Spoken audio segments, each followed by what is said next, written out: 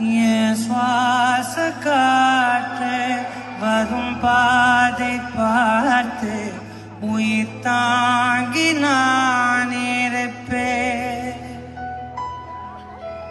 மலர் கொண்ட பெண்மை வாராமல் போனால் மலை மீது தீ குளிப்பேன்.